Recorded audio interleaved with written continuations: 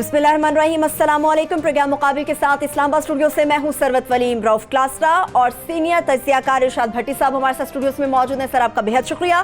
Programme का आगाज करेंगे। आगाज पर आपको बताएंगे कि जाली अकाउंट्स केस, JIT अफसरान की जानों को शदीद खतरात लाहक होने का सनसनीखेज इंकशाफ। 54 अफसरान और गवाहों ने सुप्रीम कोर्ट ऑफ पाकिस्तान से अपने और अपने खानदानों के तहफ्फुज की अपील कर दी। JIT के कौन कौन से अफसरान की जान को खतरात हैं और सुप्रीम कोर्ट ऑफ पाकिस्तान ने पैनामा पर बनने वाली JIT अफसरान को किस तरह से तहफ्फुज फराहम किया, इससे मुतालिक मुकम्मल डिटेल आपके सामने रखेंगे।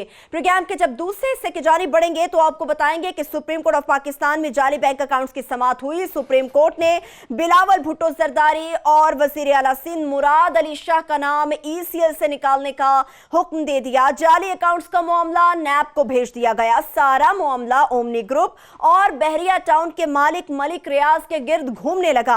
आज सुप्रीम कोर्ट ऑफ पाकिस्तान में होने वाली तमाम अहम समाअतों का मुकम्मल अहवाल भी तफसील के साथ आपके सामने रखेंगे। प्रोग्राम के जब आखिरी हिस्से की जानिब बढ़ेंगे तो आपको बताएंगे कि कराची के बाद इस्लामाबाद के अंदर भी अब जान महफूज है, ना ही आपका माल। इस्लामाबाद में स्ट्रीट क्राइम्स बढ़ने लगे हैं, जबकि यहां की पुलिस लंबी तान कर सो चुकी। दिन दिहाड़े डकैतियों की वारदातें होने लगी हैं। सेफ सिटी प्रोजेक्ट की भी कलई खुलकर सामने आ गई। क्लास साहब, सबसे पहले तो जाली अकाउंट्स केस के हवाले से बात करेंगे। क्या ये रस्म ही चल निकली है कि जो भी JIT बनेगी, अफसरान हो या गवाह, जानों को खतरात लाहक रहेंगे उनके? ये बड़ा एक अहम स्टोरी है जो आपके साथ हम शेयर कर रहे हैं कि आपको याद होगा जब ये JIT बनी थी पहले यहाँ पे ये पनामा केस स्कैंडल में, तो उस वक्त भी उनकी लाइव्स को थ्रेट्स आई थी। और ये जहन में रखिएगा कि उस JIT में अगर मुझे याद पड़ता है तो 2 फ़ौज के भी लोग थे, एक ISI में से थे, एक ब्रिगेडियर थे, एक MI के थे। और उस वक्त उन सब ने लिख के दिया था सुप्रीम कोर्ट को भी कि जनाब कि हमारी जानों को ख़तरा है। और बल्कि मुझे याद पड़ता है ये भी कहा गया था कि हमारी फैमिलीज़ को भी एक्सेस किया जा रहा है और हमें चेज़ किया जा रहा है। उनका इशारा जो तो था वो उनके सिविलियन उसकी तरफ था, एजेंसी की तरफ था, जो उस वक्त प्राइम मिनिस्टर के उसमें थी, उनकी डोमेन में थी। और उस पर भी हमने स्टोरी की थी, मुझे याद है। और उस वक्त 5 लोग थे जिन्होंने बाकायदा लिख के दिया था कि जनाब हमें ख़तरात हैं और हमें ये मसले हो रहे हैं, हमारी जानों को और हमारी फैमिली के लोगों को भी ख़तरात हैं। उसमें सुप्रीम कोर्ट ऑफ पाकिस्तान ने उन्होंने फौरी तौर पर उस पर उन्होंने एक्शन लिया था, उस वक्त का जो बेंच था, और उन्होंने उनको तहफ़्फ़ुज़ के लिए रेंजेस फराहम की थी। पर्टिकुलर वाजेस आज में अभी भी मेरा ख्याल है उनको उसको सिक्योरिटी उनको मिल रही है, बाकियों को भी दी थी। अब ये इंकशाफ हम आपके साथ शेयर करते हैं, स्टोरी शेयर करते हैं कि अब की दफ़ा जो JIT बनाई गई थी आसिफ अली जरदारी के केस में, उसमें भी उन लोगों ने बाकायदा ये सुप्रीम कोर्ट ऑफ पाकिस्तान को लिख कर भेजा है कि जनाब कि हमारी जानों को भी ख़तरात हैं। अब ज़रा देख लें कि किस किस्म के माफिया और किस तरह की आप इस मुल्क में अब चीज़ों को देख रहे हैं। और इसमें लिखने वाले कितने लोग हैं, टोटल जो मेम्बरान हैं वो तकरीबन आपके बनते हैं, ये जो हैं कुछ तकरीबन 54 के करीब जो हैं, जिसमें JIT के मेम्बरान जो ओरिजिनल हैं वो शामिल हैं। मैं अभी उनकी डिटेल आपसे शेयर करता हूँ। फिर उसमें NAB के लोग शामिल हैं, फिर उसमें FIA के लोग शामिल हैं, फिर SCCP के लोग शामिल हैं, स्टेट बैंक ऑफ पाकिस्तान के लोग शामिल हैं, फिर इसमें कुछ गवाह के तौर पर जो लोग पेश हुए थे वो शामिल हैं। उन सब का ये कहना है कि जनाब कि हमने आपके कहने पर किया है क्योंकि सुप्रीम कोर्ट ऑफ पाकिस्तान का हुक्म था। अब हमारी जानों को ख़तरात हैं, हमारी फैमिली को ख़तरात हैं, और इससे बढ़कर हमारी नौकरियों को भी ये मसले उसमें हो सकते हैं।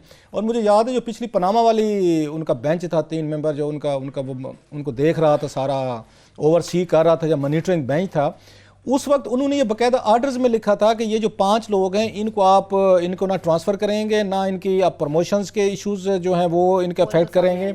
और अगर आपने इनको कहीं पे आगे पीछे करना भी होगा तो आपको सुप्रीम कोर्ट ऑफ पाकिस्तान के जज साहब से इजाज़त लेनी पड़ेगी। और बाकायदा उन्होंने पक्का काम किया था, और जिसके बाद उन्होंने बड़ी अच्छे तरीके से वो आके इन्वेस्टिगेशन भी की। पनामा आपके सामने। अब आज चीफ जस्टिस साहब ने, साकिब निसार साहब ने एक तरह की डायरेक्शन दे दी है कि ये जो केस जो है इसको ये भेजा जाए उनके पास, NAB के पास भेजा जाए। अभी फैसला आएगा तो हम उसको पूरा डिटेल से पढ़ेंगे, फिर एक फेयर कमेंट किया जा सकता है कि उस फैसले में क्या है और उसमें क्या उसके दोनों साइड देखी जा सकती हैं। लेकिन अभी भी अब जो बड़ा बिग मेरा ख्याल है उनके लिए ये चैलेंज है। आई होप कि सुप्रीम कोर्ट ऑफ पाकिस्तान इस साइड को देखा होगा उन्होंने, उसमें अपन जब आर्डर जाएगा उसमें हम देखेंगे कि अब आपकी एक बड़ी तादाद 54 उनके अफसरान की है जो ये कह रहे हैं कि जनाब कि हमारी जानों को ख़तरा है, हमारी फैमिली के लोग जो हैं उनको खतरा है और हमें जो है तहफ़्फ़ुज़ जो है ना वो फराहम होना चाहिए। मालिक साहब भी हमारे साथ मौजूद हैं, उन्हें भी वेलकम कर लेते हैं। Please continue. तो उसके बाद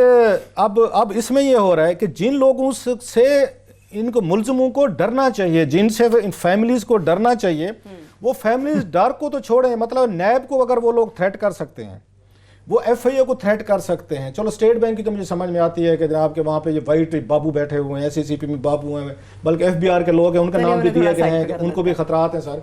अब सवाल ये है कि इनकी प्रोटेक्शन कौन करेगा? क्या सुप्रीम कोर्ट ऑफ पाकिस्तान करेगी, या ये जो ये तहरीक इंसाफ एक यहाँ से नारा लेके चली हुई जी हम सारा करप्शन ठीक कर देंगे, तो क्या ये उनको प्रोटेक्ट करेंगे और उनकी जो स्टेबिलिटी है उसको इंश्योर करेंगे?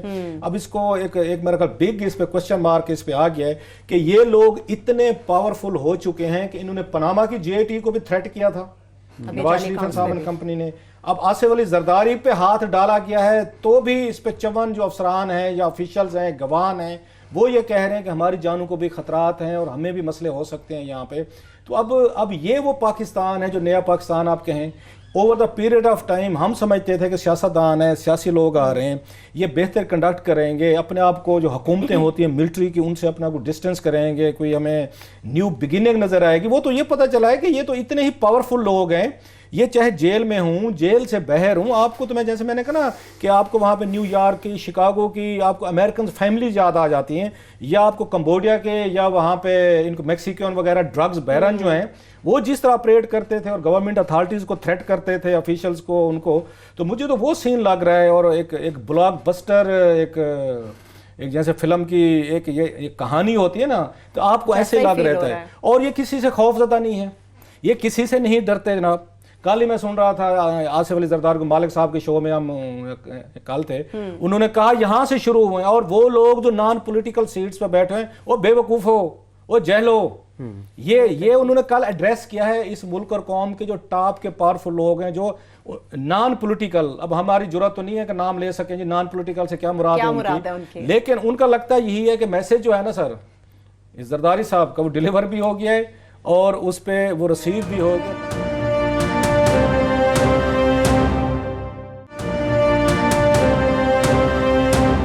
इससे पहले के साथ भट्टी साहब से भी इनसे व्यू लेते हैं, जरा मालिक साहब से जरा ले। मालिक साहब जी अस्सलाम वालेकुम। अस्सलाम वालेकुम सर। बहुत शुक्रिया सर जी फॉर ज्वाइनिंग अस। अब जो अहम आपने ये स्टोरी मैंने थोड़ी सी शेयर की है कि जेआईटी के 54 के करीब जो इसमें अफसरान हैं या उसमें अहलकार हैं, मेंबरान हैं, गवाह हैं, उसमें आपकी एफबीआर शामिल है, एससीसीपी शामिल है, स्टेट बैंक हो गया आपकी, उसके बाद नैब, एफआईए, उन्होंने कहा है कि हमारी जानों को खतरा है जनाब, हमें तहफ़्फ़ुज़ दिया जाए। आप क्या फरमाते? हमें तो इनसे डरना चाहिए था कि इनको इतनी खौफनाक, मतलब रियासत जो आप भी बात करते हैं इतनी बड़ी चीज़ होती है, यहाँ तो ये रियासत डर गई है सर, रियासत खौफजदा हो गई है। ये तो कहते हैं जनाब कि हमारी जानों को खतरा है, हमने इनकी इंक्वायरी तो कर ली है, चीज़ें इकट्ठी कर ली हैं, now we are under threat. Rauf, आप किताबें बड़ी पढ़ते हो तो मैं आपके मिजाज के मुताबिक एक एग्जांपल देता हूँ। अर्नेस्ट हेमिंग्वे का एक शॉर्ट स्टोरी है, उससे वो दिखाया है कि दो वेटर्स खड़े बात कर रहे हैं और वो कहते हैं हमने लोकल जो सा उनका डॉन है उसको कैसे हमने पकड़ना है, कैसे टकराना है। तो जो एक वेटर कहता है वो तो इतना पावरफुल है, उसको हम कैसे हाथ लगाएं, वो पावर उसके पास है। तो दूसरा वेटर जो होता है बूढ़ा वाला, वो उसको कहता है जब भी रियासत आपके पास आएगी तो एक इंसानी शक्ल में आएगी, या वो पुलिस वाला होगा या टैक्स वाला होगा, और जिस वक्त वो इंसानी शक्ल लेती है उस वक्त उसकी कमजोरियां होती हैं। वो टैक्स वाले का खानदान भी है, टैक्स वाले की फैमिली भी है, उसकी फाइनेंशियल इश्यूज भी हैं। तो अगर रियासत से टकरना है तो जब रियासत इंसानी फॉर्म में आए आप उसको वहां पे पकड़ो। ये एग्जैक्ट यहाँ पे यही हो रहा है। रियासत जब हम आप और मैं बात करते हैं तो हम रियासत को एक कुल्ली हैसियत से बात करते हैं, लेकिन रियासत हमें किस फॉर्म में आती है? रियासत आपकी फॉर्म में आती है जेआईटी। जेआईटी क्या है? जेआईटी कलेक्शन ऑफ लोग हैं। लोग कौन है? आपकी तरह, मेरी तरह, जिनके खानदान है, फैमिलीज हैं, बच्चे पढ़ रहे हैं, बीवी हैं, बेटियां हैं, तो वो उनकी वल्नरेबिलिटीज हैं और at the end of the day गोश्त पोस्ट के इंसान हैं। इसलिए ये माफिया ये चीज समझ गया है कि रियासत से नहीं टकरा सकते, लेकिन जब रियासत इंसानी शक्ल में आती है उस इंसान को टकरो, रियासत खुद ही कमजोर पड़ जाएगी। देखिए, आपको तीन चीजें चाहिए। आपको पॉलिटिकल मसल चाहिए, आपको बहुत ज्यादा पैसा चाहिए, और आपको एक सेंस ऑफ इम्प्यूनिटी चाहिए कि मुझे कोई हाथ नहीं डाल सकता। सियासी लोग ये वैसे ही हैं, 30 सालों से हुकूमतें की हुई हैं, तो वो खत्म होगी बात। तीसरी रह गई जनाब इनकी दूसरी बात आ गई पैसे की। पैसा आपके सामने नजर आ गया, जेडी रिपोर्ट्स में एवन फील्ड्स भी हैं, इधर ओमनी ग्रुप्स भी हैं, अरबों रुपए के, इंसान पागल हो जाता है वॉल्यूम देख के। तीसरी चीज रहेगी कि जी सेंस ऑफ इम्प्यूनिटी, वो भी है। पूरा तारीख देख लें, इस मुल्क में किसी बंदे को सजा नहीं हुई। वो असगर खान बहुत हो गए, अब उनके केस पे FIA ने भी हाथ उठा लिया। अभी तक लॉन्ग टर्म सजाएं नहीं हुई। मियाँ साहब गवर्नमेंट से निकल गए, लेकिन जब केस चला तो उसमें बेल भी हो गई। अब फिर केस चलेगा। जरदारी साहब ने अगर 11 साल कहते हैं, जब उन्होंने जेल काटी, एंड में तमाम चीजों से बरी हो गए। तो तारीख का अगर देखें ना, जो वेट ऑफ हिस्ट्री है वो टिल्ट कर रहा है हमारी माफिया की फेवर में। हम बड़े ऑप्टिमिस्टिक लोग हैं और इंशाल्लाह ऑप्टिमिज्म भी दुनिया चलती है। हम इसी उम्मीद पे हैं कि ये जो सा हिस्ट्री का पहिया है कभी तो उल्टा चलेगा। चलिए आप थोड़ी सी, आप इतनी देर में मजीद उम्मीद ज़रा इकट्ठी कर लें, ज़रा ये भट्टी साहब से पूछ लें कि भट्टी साहब, ये भी आपने स्टोरी हमने आपके साथ शेयर की है, पहले 5 लोग थे, उनकी जानों को खतरा था। तो मैं जल्दी मैं एक चीज ऐड कर दूं। जी जी, ये अभी रीसेंट मेमोरी का वाकया है, मैं कोई नाम नहीं देता, लेकिन जस्टिस निजाम का मर्डर भी सबको याद है, उनके बेटे का भी मर्डर याद है, कि अपने कराची के MD शाहिद साहब का भी मर्डर याद है। ये कोई बहुत पुरानी बातें नहीं है, ये तमाम अनरिजॉल्व मर्डर्स हैं, तमाम की कड़ियां एक तरफ मिलती हैं। इसलिए इस मुल्क में असैसिनेशन होनी, लोगों की बेनजीर भुट्टो के केस के अंदर जो विटनेसेस ने खुदकुशी की हैं, 2.5 फुट से रख के पुलिस वालों ने अपनी कनपट्टियों पे गोली मारी, दुनिया में कहीं ऐसी खुदकुशी नहीं देखी हमने जो 2.5 फुट से गोली लगी कनपट्टी के ऊपर। तो ये एक पूरी हिस्ट्री है, ब्लडी हिस्ट्री है हमारे सामने। तो ये कोई JIT पे आपको मुझे हैरानी नहीं होनी चाहिए। जी भट्टी साहब, आपने, मैं थोड़ा सा ये बता दूं, JIT के जिन मेम्बरान ने अपनी जानों को खतरात का उन्होंने लाक उन्होंने किया, अगर हमारे प्रोड्यूसर साहब ज़रा दिखाएं ज़रा उस पर स्क्रीन पे, एहसान सादिक साहब हैं, एडिशनल डायरेक्टर FIA, इन्होंने कहा है हमारी जानों को खतरात हैं। इमरान लतीफ़ साहब हैं, ये FBR के हैं। माजिद हुसैन हैं, ये स्टेट बैंक के हैं। अफजल साहब हैं, ये SCCP के हैं। नुमान असलम साहब हैं, डायरेक्टर नायब हैं। ब्रिगेडियर शाहिद परवेज़ ISI के हैं, इन्होंने भी कहा है। फिर FIA के मुलाजमीन हैं, कराची से हैं, मुनीर शेख साहब हैं। फिर इमिग्रेशन के हैं, मोस्टली FIA के लोग जो हैं। वैसे FIA आम आदमी के लिए बहुत बड़ी जालिम है, ऐसे बंदे उठा ले गायब कर दे। यहाँ पर अब पाला पड़ा है ना जरा एक बड़े माफिया से, तो खुद अब दहशत का शिकार, अब खुद वो मांगते फिर रहे हैं कि हमें तहफ़्फ़ुज़ है। वैसे पूरे पाकिस्तान में दहशत है, कोई बंदा पकड़ा जाए ना, कोई आम सा आदमी, यहाँ शाहिद मसूद को हथकड़ियाँ ला के लाते हैं, रोजाना जलील करके पेश करते हैं शाहिद मसूद को। बहुत बड़ा क्रिमिनल हाथ चढ़ गया FIA को। वहाँ पे ना थ्रेट नहीं आती, शाहिद मसूद वाले केस में थ्रेट नहीं आती, उसको रोजाना जिस तरीके से वहाँ पे FIA लाती है, यहाँ पे वो शेर को पड़ गया 1.25 शेर। अब ये डर गए सारे। 54 अफसरान जो हैं वो आसिफ अली जरदारी साहब हैं, कंपनी उन्हीं के कर रहे थे ना सारे अकाउंट्स, वहां पे डर गए। वही पाकिस्तान वाला तरीका है, जो कमजोर आदमी उस पर चढ़ जाओ और जो आपका उसके सामने हाथ जोड़ लो, ताकतवर जो है उसके सामने आप जरा झुक जाओ। जी भट्टी साहब। हाँ, बड़ी लंबी दास्तान है और मैं तो आज पहली मरतबा खुद भी, वो जैसा नहीं होता कि खुद भी थोड़ा सा, ये हमारा आप देखिए परसों तरसों चीफ जस्टिस साहब बड़े वो लाइट मूड में कह रहे थे वो खोखर के केस में कि आज जो सर झुकाए खड़े हैं ना नज़रें, और मुझे पता है रिटायरमेंट के बाद इन्होंने मेरे साथ क्या करना है। ये चीफ जस्टिस ऑफ पाकिस्तान के रिमार्क्स हैं। और बाकी DG FIA की अभी आपने बात की, जब DG FIA के अपने और तहकीकात हो रही, उनके रिश्तेदार सारे वो जो सिंध में, इसके अलावा ये माफियाज़ हैं, ये जो बारियां बदल बदल के आ रहे थे, ये पॉलिटिकल पार्टियां थोड़ी थी, ये फैक्ट्रियां थीं, ये मिलें थीं, ये ज़ाती कारोबार थे, ये नस्ल दर नस्ल चलने वाला एक सिलसिला था जिसमें दरमियान में ये नया पाकिस्तान की हड्डी या इमरान खान या कोई ऐसा वो आ गए, वो जो ना निकली जा रही ना अब समझ नहीं आ रही।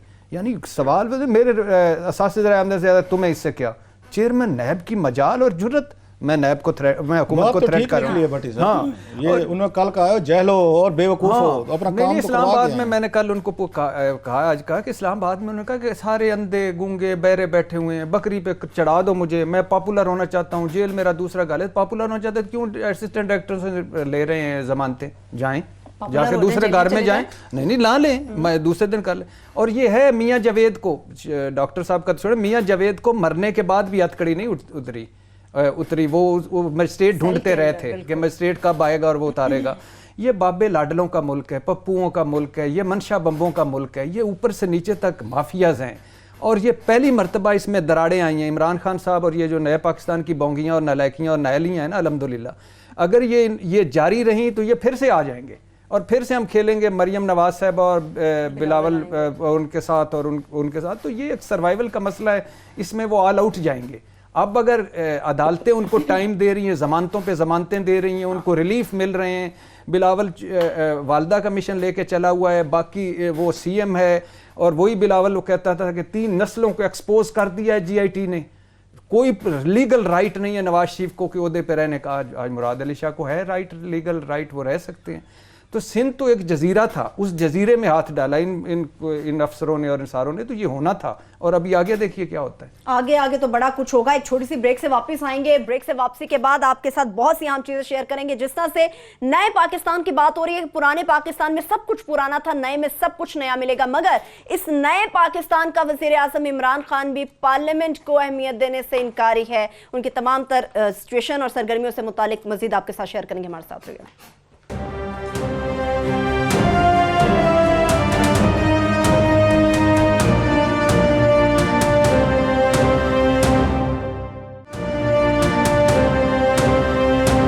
ब्रेक के बाद एक बार फिर से प्रोग्राम में हम आपको खुशामदीद कहेंगे। क्लासा साहब, जाली बैंक अकाउंट्स केस के हवाले से हम बात कर रहे थे, मगर हमने ये भी मामला देखा है कि अब जितना भी ये इशू है, तमाम तर सिचुएशन है, पूरा मामला ये तो चीफ जस्टिस ने नैब के हवाले कर दिया है। बात यह है कि इस पे ना 2 किस्म की मैं देख रहा हूँ। एक चीफ जस्टिस साहब की इसकी अभी, क्योंकि अभी पूरा फैसला आना बाकी है, जब हम पूरा फैसला पढ़ेंगे तो उस पर फिर कोई फेयर कमेंट कर सकते हैं। 2-3 चीज़ें हैं इसमें मेरा ख्याल है जिससे लोगों को शायद जहन में कुछ सवालात उभरे हैं। एक तो यह है कि हमें जहन में रखना चाहिए कि सुप्रीम कोर्ट ऑफ पाकिस्तान जो है वो कोई ट्रायल कोर्ट नहीं है। इसमें ये नहीं है कि ये जीएटी की रिपोर्ट पेश होगी तो सुप्रीम कोर्ट ने ट्रायल शुरू कर देना है और फिर वहीं एविडेंसेस होंगे, वहीं गवाह पेश होंगे, तो वहीं पे जिरा होगी तो उनके वकील आएंगे, तो जैसे प्रोसिक्यूटर जाएगा। तो एक मेरा ख्याल हमें थोड़ी सी अंडरस्टैंडिंग बेहतर करने की ज़रूरत है कि चीफ जस्टिस ने साहब ने ये केस भेजना ही था, नैब को भेजते या FIA को कहते, इनमें से किसी एक को कहना था, तो उन्होंने इसी पे ट्रायल करना है। लेकिन अब कहाँ पे लोगों के जो लोग थोड़ा सा कंपेरिजन ड्रा कर रहे हैं वो ये देख रहे हैं कि लास्ट टाइम जब JIT बनी थी ये पनामा पे, उस वक्त के जो उन्होंने बेंच ने वो किया, फैसला दिया था, जब 5 ने अपना दोबारा करके उन्होंने ये किया था कि ये नैब को ये कहा था कि हम जो आपको JIT की रिपोर्ट्स भेज रहे हैं आप इन्हीं को बेस बना के आप आगे रेफरेंस दें। उन्होंने इनको एज ए एविडेंस के तौर पर उन्होंने एक्सेप्ट किया था। अगर आपको याद हो, उन्होंने कहा था कि ये है रिपोर्ट्स। लिहाजा नैब जो है उन्होंने जो बनाए थे अपने वो रेफरेंसेस बनाए थे, उसमें बाकायदा लिखा गया था कि सुप्रीम कोर्ट के हिदायत की रोशनी में जो JIT की रिपोर्ट्स हैं पनामा की, हम उसको रिकॉर्ड का हिस्सा बना रहे हैं। अगरचे उन्होंने, आपको याद होगा, मियां नवाज शरीफ साहब का पॉइंट ऑफ व्यू लेने की कोशिश भी की थी जब वहाँ लाहौर टीम बैठी रही थी 3 दिन और वो नहीं आए थे। अभी भी एतराज कर रहे थे। मैं सुन रहा था पीपल्स पार्टी वालों को कि जनाब कि ये देखें बिलावल को नहीं बुलाया गया, आपको नैब बुलाएगी, नैब आपसे ये करेगी। ये सुप्रीम कोर्ट ने या मतलब JIT ने जो करना था, सपोजली JIT ने अगर आपको नहीं बुलाया था तो आपको याद हो उन्होंने तमाम लोगों को उन्होंने किया था। अगरचे JIT ने उनको भी बुलाया था, ये पनामा वाली JIT थी, तो उसमें उन्होंने इसाक डार को, तो कैप्टन साहब को, तो मरियम को कर सकते थे ये, इसमें हर्ज नहीं थी कि JIT बुला लेती बिलावल को या जरदारी साहब को। लेकिन और FIA ने, मैं इसमें फेक अकाउंट में अगर मैं गलत नहीं कह रहा तो उन्होंने फरियाल तालपुर को और इन्होंने जरदारी साहब को बुलाया था। देवर समंड और उनसे पूछगछ इस मसले पे, लेकिन वो डिफरेंट टीम थी। वो मेरा नजफ मिर्जा साहब वाली थी और उसमें कुछ और लोग थे जिन्होंने इनिशियली इसको आके इनिशिएट किया था इस केस को। लिहाजा नैब को भेजने का ये भी मकसद है कि वो तमाम जो अक्यूज हैं उनको नैब इन्वेस्टिगेट करके उनका पॉइंट ऑफ व्यू लेके in the light of this documents वगैरह जो है इनसे दोबारा बात करने के बाद वो रेफरेंस फाइल कर सकती है। इसमें जो डिफरेंस है मेरा ख्याल है अब की दफ़ा जो हुआ है कि उन्होंने ये कहा है कि दोबारा नए सिरे से, अगर मैं गलत नहीं समझा, इफ़ आई एम रॉन्ग, अगर रॉन्ग तो प्लीज़ आप उस पर करेक्ट करें, कि आपकी दफ़ा ये जो JIT की रिपोर्ट्स हैं इसकी जरदारी साहब वाली, उनको रिकॉर्ड का हिस्सा उस तरीके का जो मुझे समझे नहीं बनाया गया, जिस पे वो आ रहा है कि जनाब कि नवाज शरीफ की बारी तो आपने बना दिया था, अब की दफ़ा आपने इस रिकॉर्ड को नहीं बना, नैब फिर इन्वेस्टिगेशन करेगा। नैब पे वो कहते हैं ना दूध का जला जो है ना छाछ को भी वो फूंके मारता है। जरदारी साहब नैब को बड़े अच्छे तरीके से उन्होंने हैंडल किया हुआ है। आपको याद है बड़े बड़े केसेस थे इन पे वहां पे स्विट्जरलैंड में। एक बात ऐड जी जब लास्ट टाइम JIT हुई थी नवाज शरीफ साहब पे एवनफील्ड केस में जी, तो JIT एक फैक्ट फाइंडिंग रिपोर्ट उन्होंने देनी थी। It was not a prosecution या फिर वो दूसरी रिपोर्ट। जो उस वक्त के नैब चेयरमैन थे उन्होंने ये मैनिपुलेशन की थी कि उन्होंने उसी रिपोर्ट को टोटल एविडेंस बना के सबमिट करवा दिया। सही है। हालांकि वो सिर्फ एक फैक्ट फाइंडिंग थी, एक गाइडेंस की चीज थी, और इसीलिए उसमें वो जानबूझ के किया गया और उसमें लीगल सुकम छोड़ा गया कि उसमें बहुत एंगल जहां से थे वो चैलेंज हो जाएं कि आपने ये रिकन्फर्म किया, आपने मतलब that was just a data collection. इस बार ही क्योंकि नैब बदल गया है, चेयरमैन बदल गया है, मैंडेट बदल गया है, इसलिए शायद वो गलतियां ना दोहराई जाए, लेकिन वो तब भी जो जेआईटी की रिपोर्ट की उसको डिलिबरेटली गलत तरीके से सबमिट किया गया था और यूज किया गया था। मेरा भी ये ख्याल है, मैं आपसे एग्री करता हूँ कि ये वो ठीक है, लोगों को वक्ती तौर पर आती हैं ये मायूसियाँ आती हैं, लेकिन वो चीफ जस्टिस साहब का ये जो स्टेप है वो बड़ी हद तक कानूनी लगता है कि नैब जो है इनको, क्योंकि नैब ने प्रोसिक्यूशन करनी है, जीएटी ने नहीं करनी। या तो वही काम करे ना कि वहाँ वाजिद जहाँ साहब जो हैं वो पेश होते रहे थे उस पनामा केस में, सो नैब को अब ये ओनरशिप देनी पड़ेगी इनको अपनी फाइंडिंग। अब सवाल ये है नैब कितना आज़ाद है और कितनी फाइंडिंग, इतना सारा जो डाटा और इतनी इंफॉर्मेशन इकट्ठी की गई है। नैब ऑलरेडी आसिफ अली जरदारी के केस में बहुत सारे इन्होंने गलत काम किए हुए हैं। जेम्स बॉन्ड बाद जो शमसुल हसन साहब गए थे, आपको याद हो, इतना बड़ा उन्होंने सिगरेट तो नहीं था, सिगार पीते हुए सर पे उनकी कैप ऊपर है, बारिश बरसती, पूरा फिल्मी सीन था, छतरी झपट के पलटना। मतलब मेरे लिए तो ये बड़ी एक उस पर शॉकिंग चीज है कि जिनसे इन मुलजमों को डरना चाहिए, नैब और एफआईए से इनको डरना चाहिए, वो उल्टा ये कह रहे हैं कि हमारी जानों को खतरा है। तो वो इसमें बड़ा इसमें आ रहा है। और दूसरी थोड़ी सी, इससे पहले कि जरा हम उससे मालिक साहब से बात करें, दूसरा आज वो कहा गया है कि इनका क्या ताल्लुक है, ये बिलावल का क्या ताल्लुक है और इनका मेरा ख्याल है जो जेआईटी रिपोर्ट में जो मैंने वो ना कुछ उन चीज़ें देखी हैं, एक इन्होंने बाकायदा ना एक यहाँ पे वो बनाई थी, एक कंपनी बनाई गई थी जिसमें वो जो लंदन की थी कंस्ट्रक्शन कंपनी थी, वो हाशू ग्रुप की थी, और जरदारी साहब ने वो 78-79 में उन्होंने वहाँ से हाशू ग्रुप से लेके इन्होंने ले ली थी बाद में जरदारी साहब ने लंदन में। उसमें बिलावल के उसमें शेयर्स हैं, वो 25% के करीब बनते हैं जी, उसमें 25% उनके शेयर्स हैं। सो बिलावल को जेआईटी ने इन्वॉल्व नहीं किया, जो मेजर इसमें लगा है बिलावल को इन मामलात में प्रॉपर्टीज के व्हीलिंग डीलिंग में जरदारी साहब ने इन्वॉल्व किया था, अपने वाले साहब ने, उन्होंने इनको ड्रैग किया था, बच्चों को वो लेके आए हैं, उनकी उन्होंने उसमें दिए। दूसरी बात जो उसमें है उन पे ये मुराद अली शाह साहब पे, वो ये है कि मुराद अली शाह साहब ने बहुत सारी मिलें जो है ना, उनको सब्सिडीज, उनको पैसा, तो उनको वेवर्स, उनको लेन देन जो है ना, तो वो करते रहे। लिहाजा वो जो दोनों थे वो इसमें according to this JIT report कि लंदन में जो कंस्ट्रक्शन कंपनी थी उसमें ये बिलावल के 25% के करीब शेयर से, जरदारी साहब के 25%, तो बाकी फ्रंटमैन थे इनके, और इनके यहाँ पे जो है बाकी फायदे दिए। रऊफ ऐसे आप एक काम जरूर करें, जी आप 4 दिन प्रोग्राम करते हैं, आप एक दिन प्रोग्राम अपना काइंडली डेडिकेट करें, सिर्फ लोगों को ये बताएं कि जो 10, 15, 20 में से फाइनेंशियल ट्रांजैक्शन बता दें लोगों को। हमने एक कल बताई कि किस तरह कहां से पैसा चला, किस बिल से निकला, कहां से ओमनी में गया और ओमनी से वहां गया। ये तो पेपर ट्रेल्स हैं जो सर्टिफाइड ट्रांजैक्शंस हैं, इसमें कोई पॉलिटिकल प्रोसिक्यूशन नहीं है, कोई नहीं कह सकता हमारे पे इल्जाम है, ऐसे ही है। ये सब कुछ है। तो ये जरूर करें, क्योंकि हमारे यहाँ पढ़ने का रिवाज तो है नहीं, तो आप ही मेहनत करें, अगर लोगों को एग्जैक्ट बताएं कि 10-15 बड़ी ट्रांजैक्शंस लेके बता दें तो ये हुआ क्या है। विल डू दैट सर, इसको हम इस पे करेंगे। जी भट्टी साहब, नैब से मुतालिक आप भी प्लीज अपना कोई दिलचस्प तबसरा दें कि चेयरमैन नैब तो हर रोज ये कहते हैं प्रोपेगेंडा है, नैब आजाद है, खुद मुख्तार है, कितना आजाद आपको लगता है?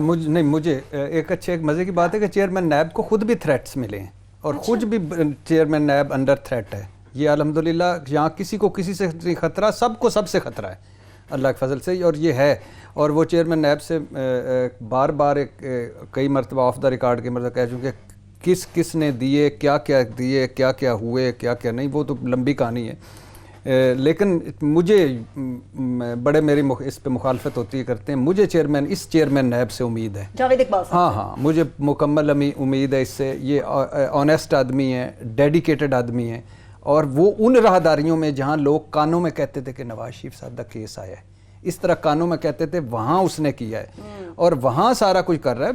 और इतने बड़े माफियाज वो रोज़ डील करते हैं, यानी रोज़ ये जो प्रोसिक्यूटर लगाना था उस पर शाहिद खान अब्बासी, नवाज शरीफ, शहबाज शरीफ, सारों ने जो दबाव थे वो किया। फिर उसके बाद जिस तरह उन्होंने इनको ले के चले, फिर जिस तरह उन्होंने ये एक इन्वेस्टिगेट वो किया, और फिर जो आगे इस माहौल में काम कर रहे हैं तो है। दूसरी बात है कि लेकिन मेरी ख्वाहिश है कि नैब इवन फील्ड वाला यहाँ ना करे कि वो जो 2 दिन टीम वहाँ लाहौर में बैठी रही थी और वो ना कोई आया ना कोई गया, और फिर GIT की ही रिपोर्ट पर उन्होंने इंसार किया, और उसका जो इस्लामाबाद हाई कोर्ट में जो उसका बैक बाउंस हुआ, वो ये अल्लाह ना करे ऐसा हो। भट्टी साहब, एक प्रॉब्लम है नैब का। जी सर, नैब बहुत ज्यादा केसेस ले रही है, नैब की कैपेसिटी नहीं है मैन पावर के लिहाज से और इन्वेस्टिगेटिव डेप्थ के हिसाब से जितने नैब केसेस उठा रही है, जिसको अंग्रेजी में कहते हैं spreading itself too thin. NAB chairman को भी यह फैसला करना होगा, प्रायोरिटाइज करना होगा कि हमने कौन से केसेस लेने हैं। 100 के बजाय आप 25 लें सर, मगर नतीजे पे पहुंचाए नहीं सर बात देखें ना, आपने जो अंग्रेजी बोली इसका उर्दू में करता हूं या पंजाबी में, इट पट्टो ते थल्लू एक नवा केस है। 175 केसेस थे ये मेगा करप्शन स्कैंडल, जिनमें से 105 वो कहते हैं हमने वो कर दिए हैं। 1210 रेफरेंसेस हैं उनके एहतसाब अदालतों में, 26 एहतसाब अदालतों में, 900 अरब के वो हैं। नैब की कैपेसिटी प्रॉब्लम्स अपनी जगह, प्ली बारगेन, बाकी सारी जमा तफरीक अपनी जगह, उनके जो अंदर लोग बैठे हैं वो अपनी जगह, लेकिन बहुत बेहतर हो गया नैब। जैसे मैं कहता हूँ ना, जस्टिस मुनीर से जस्टिस चौधरी तक और जस्टिस कयूम से जस्टिस साकिब निसार तक बड़ी चीजें बदली हैं। प्रोसिक्यूशन में आपने प्रोसिक्यूटर जनरल अपने चेंज किया है, अफसर हैदर लाए हैं, ही वाज अ वंडरफुल जज, स्ट्रॉन्ग आदमी है, क्लीन आदमी है, लेकिन आपका जितना इन्वेस्टिगेटिंग अपैरेटस है सारा पुराना है। अच्छा, वहां पे ऐसे लोग भी डायरेक्टर DG टाइप हुए हैं और डायरेक्टर्स के लेवल पे हुए हैं जो वहां पे स्टेनोटाइपिस्ट भर्ती हुए थे। ये बड़ा दुनिया चेंज हो गई है। ये स्टेनोटाइपिस्ट भर्ती हो के सरकारी में रेवेन्यू डिपार्टमेंट में तो चल जाता है, जहां आपने व्हाइट कॉलर क्राइम करना है, जहां आपने मॉडर्न चीजें करनी है, ये नहीं होता। ये जब नहीं सर, के अंदर ठीक कह रहे हैं मालिक, नहीं होगी। नहीं सर, एक मेरे इसमें एक लास्ट दो नहीं ये सही नहीं, बात तो करने देना। नहीं देखिए, जो एक कितने इदारे आपके पास रह गए, खुदा के लिए इन इदारों के पीछे खड़े हों, इन इदारों करे हम गलतियां, वो मक्खियों की तरह गलतियां। 2-3 इदारे रह गए हैं, सुप्रीम कोर्ट है, नैब है, और ये चीजें ये कर रहे हैं, और किस प्रेशर में कर रहे हैं कि उनको खुद खतरे हैं। टुकड़ा होता है, उसको लोग चलाते हैं, लोग बनाते हैं इदारे। और सर, लोग कहां से लाएंगे, आप कहां से लाएंगे? बाहर से ले आएं। मैं जरा आपकी आज मेरी ना बात हुई है, आपने बड़ी अच्छी बातें की। भट्टी साहब तो जज्बाती आदमी है ना, जरा चीजों को और तरीके से देखते हैं कि इदारों के पीछे और कौन, मतलब मीडिया खड़ा रहा है ना इतने बाद में, मतलब पकड़ा भी हमें जाता है।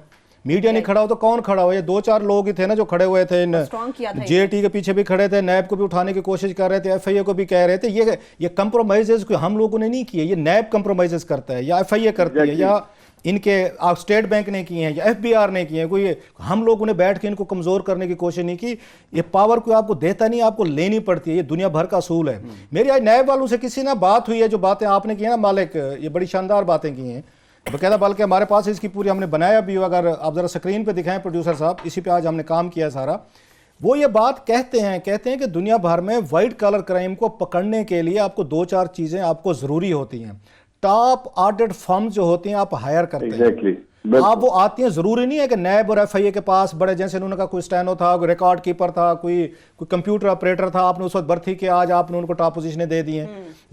ये दुनिया भर में जितने ज़हीन लोग हैं, आप इनकी JIT की रिपोर्टें पढ़ें, ये आम आदमी के काम लगते हैं आपको। पाकिस्तान के पास, नैब के पास, हमारी तनकीद अपनी जगह पे, इनको आप सपोर्ट देने के लिए इनको फाइनेंशियल रिसोर्सेज चाहिए, इनको टेक्निकल रिसोर्सेज चाहिए, इनको इंटरनेशनल फर्म्स चाहिए, इनको इस पे PTI ने, मुझे नहीं पता, वो रोजाना बातें तो बड़ी करते हैं, पता नहीं फंड्स रोक लिए हैं। वो फंड्स जो है 10 करोड़ नॉर्मल फंड्स नहीं दे रहे। नैब वाले ये कहते हैं कि आपके JIT में सर, लास्टली सर, कि JIT का कहते हैं वो इसलिए कामयाब हो जाती है कि JIT को जब अदालतें हैं बड़ी पावर्स देती हैं, उसमें ISI भी मिल जाती है, साथ उसमें इंटेलिजेंस आपके दीगर इदारे भी मिल जाते हैं, उनको स्टेट बैंक, उनको FBR सब मिल जाता है, और बड़ी पावर होती है उनके पीछे। वो पावर उनके ख्याल में जो उसको नैब को नहीं मिल रही होती। नैब का सबसे इस वक्त बिग चैलेंज जो है, इन्हें इंटरनेशनल फर्म्स और उनकी जरूरत है, जो इनको डिटेक्टिव जो होते हैं वो इनको चीजें ढूंढ के और इनको आके कोलैबोरेट कर।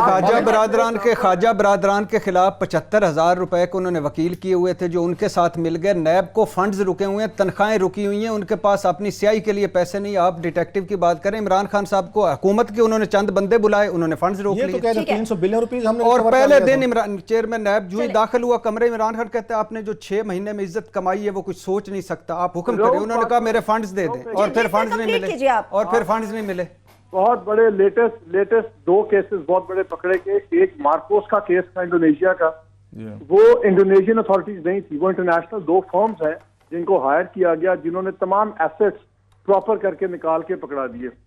अच्छा, इसी तरह 2 अफ्रीकन ममालिक थे, उनके प्रेसिडेंट के जो एसेट्स निकले हैं वो इंटरनेशनल कंपनीज बहुत हैं जिनको आप हायर कर सकते हैं, सब कुछ।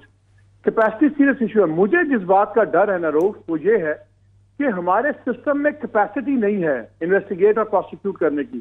तो सिस्टम में कैपेसिटी नहीं है तो होगा क्या? खतरा पूरा करप्ट हो गया कि ये जो अकाउंटेबिलिटी का स्लोगन है, सिस्टम में कैपेसिटी नहीं है तो ये स्लोगन अपनी क्रेडिबिलिटी खो बैठेगा।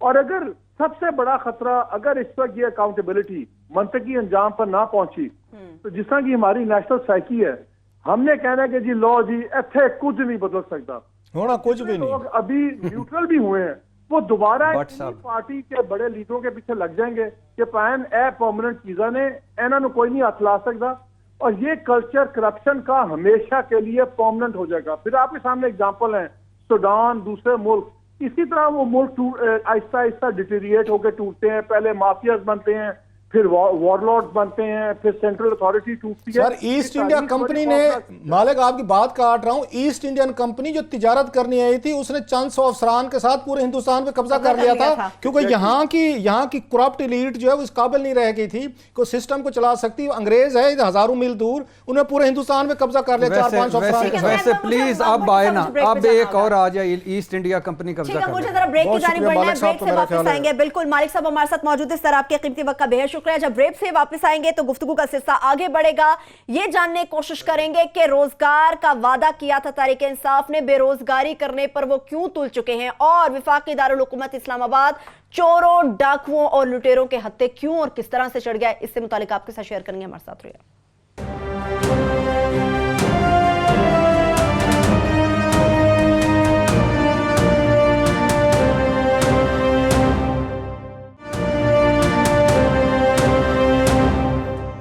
ब्रेक के बाद एक बार फिर से प्रोग्राम में हम आपको खुशामदेद कहेंगे। क्लास अब इस्लामाबाद वफाकी दारुल हुकूमत की बात करेंगे। कल तक खबरों की जिन्नत था शहर कराची कि वहाँ पे स्ट्रीट क्राइम्स बहुत हैं, डकैतियाँ बहुत हैं, चोर बहुत हैं, लुटेरे हैं वहाँ पे बहुत ज़्यादा। ये तो खबरों की जिन्नत इस्लामाबाद बनता जा रहा है। हम इससे पहले हम इसको फॉलो करते रहेंगे। जेटी में और भी चीज़ें हैं, आने वाले दिनों में उसको देखें। वैसे मैं बता दूं, आमिर साहब आज शरीक नहीं हो सके क्योंकि तबीयत उनकी नसाज थी, तो होपफुली कल से वो हमें उस पर ज्वाइन करेंगे। लोग पूछ रहे थे, तो इसलिए हमने आज भट्टी साहब से रिक्वेस्ट की, मालिक साहब से भी की ज़रा कि इनकी ओपिनियन ले ली जाए। अभी कमिंग टू जहाँ पे इस्लामाबाद की, ये पहले हम सुनते थे कि ये सारे कराची में थे कि मगेंगे होते। कराची का कोई शहरी बच नहीं गया था जो 2-4-6 दफ़ा वहाँ पे लोगों के उनको अच्छा लुटना एक होता है ना कि चलें जाते हो छीन के भाग गया, कोई पर्स छीन के भाग गया, कोई बटवा निकाल के भाग गया, चलो ये बड़ी माइनर सी चीज़ें होती। इतनी दुनिया भर के हर हिस्से में इतनी ना चोर चकारी या इस तरह की चीज़ें हो रही होती हैं। ख़वातीन के पर्स छीन जाओ तो किसी का मोबाइल छीन के भाग जो भला।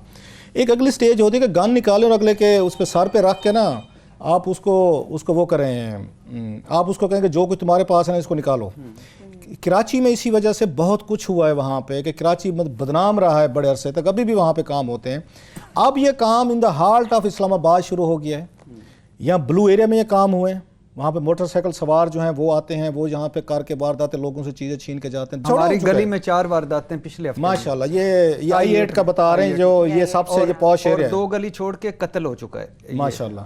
अब यहाँ पे जनाब के वो काम शुरू हो गया। मुझे ये बताया गया है कि कुछ साफ जो वारदातें जो करते हैं ना, बाहर से लोग आते हैं। अक्सर मकामी बंदे नहीं वारदात करते होते, जो यहीं के रहने वाले होते हैं किसी भी शहर के, वो नहीं होते। बाहर से जो लोग आते हैं अक्सर वो ज़्यादा वारदात में आप उसमें शामिल होते हैं। इस्लामाबाद को न्यायी यहाँ पे IG मिला आमिर जुल्फ़कार साहब, बड़ा फन फेयर हुआ कि बला बला, पता ये चला कहीं पे नज़र ही नहीं आ रहा। उनके मुकाबले में डिप्टी कमिश्नर जो है हमजा, क्या नाम है उनका, हमजा साहब जो हैं एक्टिव नज़र आते हैं कि कुछ कर रहे हैं। कहीं पे आमिर जुल्फ़कार IG साहब गायब हैं, कहीं पे नज़र नहीं आता। तो इस्लामाबाद जो है ना क्रिमिनल्स के हवाले हो चुका है।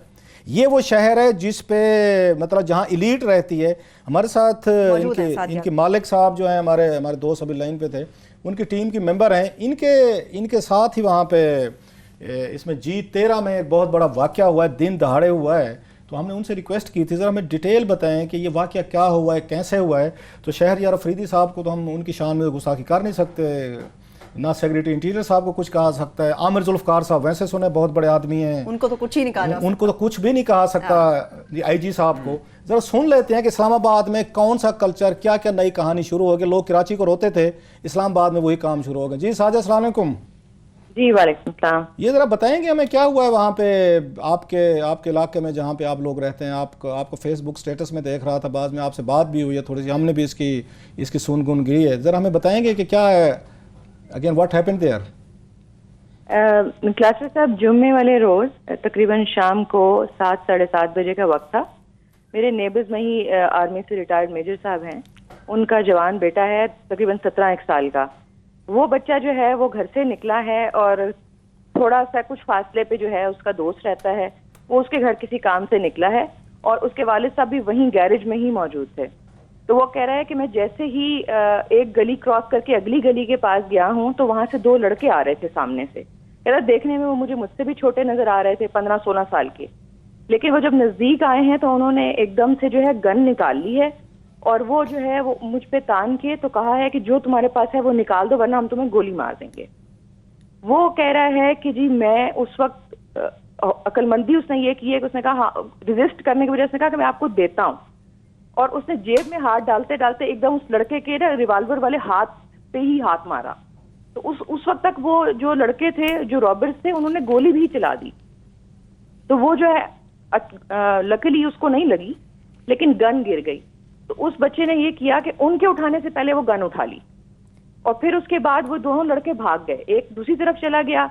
और हमारे यहाँ वो आपको पता है कि पेट्रोलिंग का, मैंने आपको शायद पहले भी जिक्र किया कि पेट्रोलिंग ये करते रहते हैं पुलिस वाले, लेकिन पिछले कुछ अरसे से मुझे पेट्रोलिंग भी नजर नहीं आ रही है। फिर ये हुआ कि फिर मैंने 15 पे कॉल किया, उनके वालिद साहब ने भी 15 पे कॉल किया। हमने फौरी तौर पे जो है उनका हुलिया लिखवाया और फिर नाका लगवाया। मतलब 15 ने कहा कि आप हमें बताएंगे तो हम नाका लगवा देंगे ना। फिर उसके बाद हमने वहाँ के SHO को फोन किया तो SHO हमें अवेलेबल नहीं थे। फिर जिस पेट्रोलिंग पुलिस को मैं जानती थी, ASI इकबाल, उसको मैंने कॉल किया, उसने फिर किसी तरीके से SHO को राब्ता किया और फिर जब वो SHO आया है तो SHO ने आके 2 घंटे तक उन्हीं के ड्राइंग रूम में बैठ के उन्हीं से इन्वेस्टिगेशन, यानी उन्होंने कोई मोबाइल नहीं दौड़ाई उनके पीछे। FIR दर्ज हुई है? क्योंकि मुझे ये पता चला कि इस्लामाबाद पुलिस को नई हिदायत जारी की गई कि आपने FIR दर्ज नहीं करनी। जी बिल्कुल, मैं जब तक वहाँ उनके ड्राइंग रूम में रही हूँ उस वक्त तक तो वो कह रहे थे हम पर्चा काटते हैं, लेकिन जैसे ही मैं उठ के अंदर आई हूँ तो मुझे पता चला कि उन्होंने वालिद साहब को, मेजर साहब को और उनके बेटे को ये कहा कि बच्चा पढ़ रहा है, अदालतों के चक्कर लगाएगा, रोज रोज थाने पेशियां भुगतेगा। ये थाना कौन सा है आपका जहाँ पे ये वारदात हुई है? जी ये थाना कौन सा लगता है इसको? इस इलाके गोलड़ा थाना लगता है।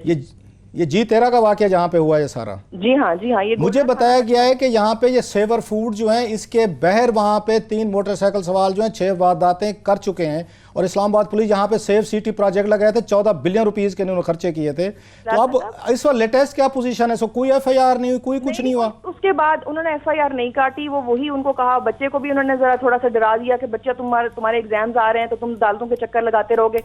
तो जाहिर है हर बंदा जो हमारा सिस्टम है उस ये तो फिर SHO को इन्वेस्टिगेट करना चाहिए था। ये तो फिर FIR SHO पे बनती है, अगर उसके थाने में ये काम हो रहे हैं उसकी हदूद में और वो FIR दर्ज नहीं कर रहा। थैंक यू वेरी मच, आपने हमें जॉइन किया जनाब भट्टी साहब। अब SHO बैठ के घर वालों को कन्विंस कर रहा है कि अगर आपने बच्चे पे कराया तो इसका फ्यूचर खतरे में पड़ जाएगा।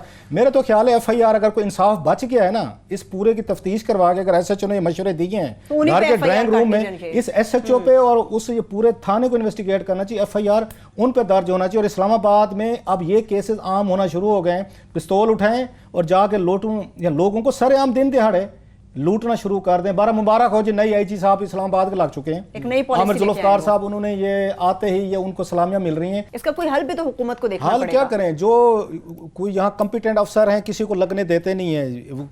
वो किसी का फ़ोन ना उठाए तो उसको दूसरे दिन आप मुअत्तल कर देते हैं। आप ये पूछना ज़रा इमरान खान साहब जो हैं और उनके इंटीरियर मिनिस्टर साहब, ये जो बड़ा काबिल IG लाए थे, आमिर जुल्फकार ढूंढ के लाए थे, ज़रा आमिर जुल्फकार को ये पूछे ना कि हजूर ये क्या नई पॉलिसी बन गई आपका SHO बैठ के लोगों के घरों में इतनी बड़ी वारदात होगी ये बच्चे के साथ, उनको समझा रहा है कि आप FIR दर्ज ना करें। सो आमिर जुल्फकार साहब, मुझे तो ये लगता है कि जब से आए हैं आपने ठीक है, वो ट्रांसफर पोस्टिंग में लगे हुए हैं, और कोई सुना उनके बारे में मशहूर ये भी है कि कोई काबिल पुलिस अफसर जो है ना उनको पसंद नहीं आता, सही। उनके बारे में ये भी मशहूर और है। बिल्कुल उनको ठीक। हर घर वालों को चाहिए कि आजम सवाती की आवाज़ रिकॉर्ड करके रखें और वो सुनाएं ताकि पुलिस फौरन पहुंचे और कुछ नतीजा, कुछ सबक हासिल हो सके। ठीक है, इरशाद भट्टी साहब आप हमारे साथ मौजूद थे सर, आपके वक्त का बेहद शुक्रिया। इसके साथ प्रोग्राम भी अपने अख्ताम को पहुंच रहा है। अपना बहुत सा ख्याल रखिए, खुदा हाफिज।